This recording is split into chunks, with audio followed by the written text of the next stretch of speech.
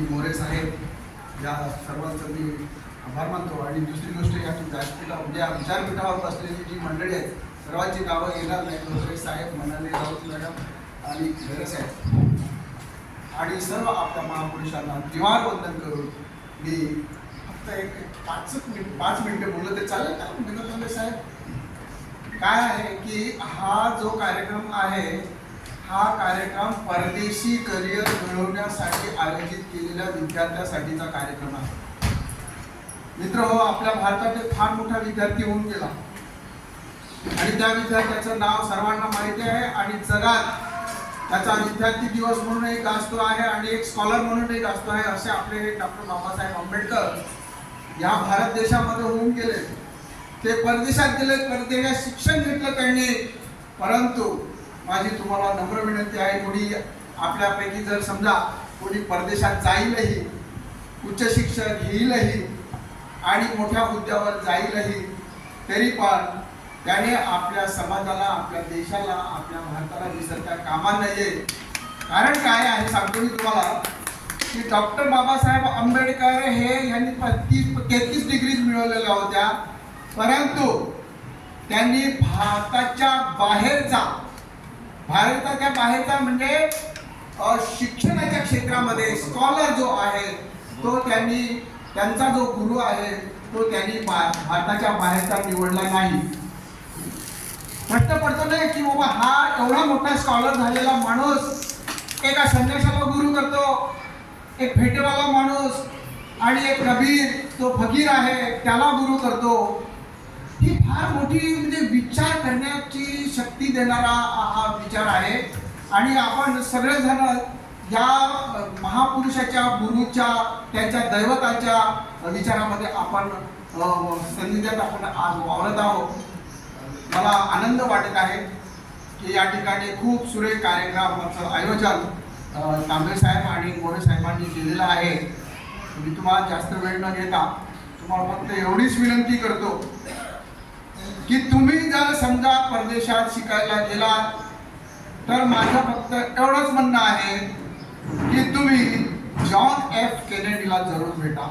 तुम्ही हार्वर्डला जा किंवा लंडनला जा किंवा कोलंबियाला जा, न्यूयॉर्कला जा, कुठेही जा, परंतु तुमच्यापैकीच एक विद्यार्थी जो अमेरिकेचा राष्ट्रपती होऊन गेला असे जॉन एफ केनेडी, त्यांची एक गोष्ट मला तुम्हाला जरूर सांगावी वाटते की जॉन एफ केनेडी हे ऑफिसमध्ये जात होते. ते 35वे राष्ट्रपती होते. ऑफिसमध्ये जात होते आणि ऑफिसमध्ये जात असताना त्यांना एक तळं लागलं. त्या तळामध्ये एक डुकराचं पिल्लू त्या चिखलामध्ये रुतलेलं होतं आणि हे रुतलेलं पिल्लू विवळत असताना जॉन एफ केनेडीची कार बाजूने चालली तर त्याला तो आवाज ऐकायला आला आणि त्या आवाज ऐकल्यानंतर जॉन एफ केनेडीने आपली गाडी थांबवली. ड्रायव्हरला सांगितलं की तू गाडी थांबव.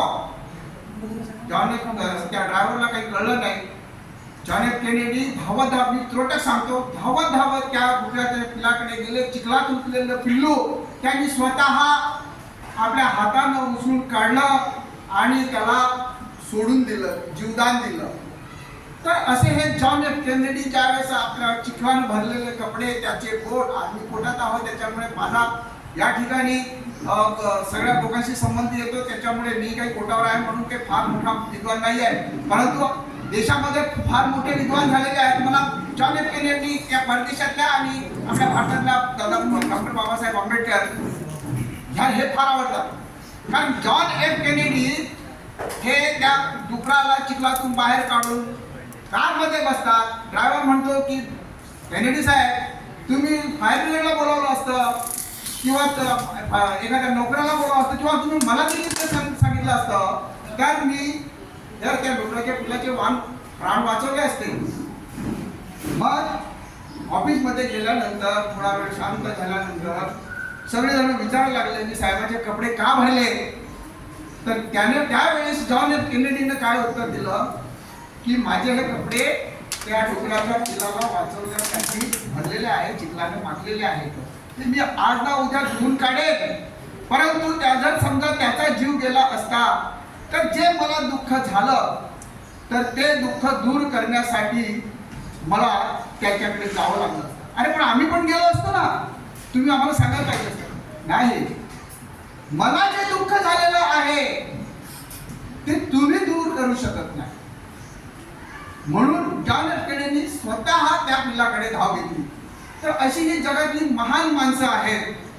या महान माणसाच्या तुम्ही सानिध्यात जाणार आहात. जॉन एफ केनेडी आहे, अब्राहम लिंकन आहे, आणि बुश आहे, हल्लीचे तुमचे ट्रम्प आहे. ह्या सगळ्या लोकांच्या त्यांच्या विचारांच्या त्यांच्या पुस्तकाच्या संपर्कात तुम्ही येणार आहात. परंतु भारतात आल्यानंतर मात्र बाबासाहेबांचे 3 गुरु आणि 3 दैवत कदाचित तुम्हाला माहिती असावे. 3 दैवत म्हणजे शील आणि बुद्धी आणि स्वाभिमान, या 3 दैवताचा देखील तुम्ही विचार करायला पाहिजे. आणि एवढंच बोलून या सर्व विद्यार्थ्यांना मी माझा वेळ आणि इतर पाहुणेही देतील, तर ह्यांना देऊन मी माझे 2 शब्द संपवतो. जय भीम, जय भारत.